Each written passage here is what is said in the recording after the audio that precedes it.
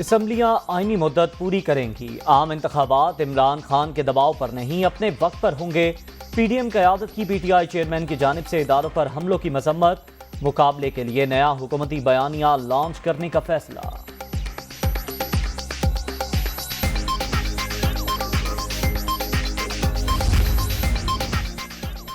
لاہور میں P D M قیادت کے اجلاس کے بعد آصف زرداری کی چودھری شجاعت کی رہائش گاہ آمد، قافلے کی رہنما سے ملاقات میں سیاسی امور پر تبادلہ خیال، پنجاب کی صورتحال پر بھی مشاورت، سابق صدر وکٹری کا نشان بناتے ہوئے واپس روانہ۔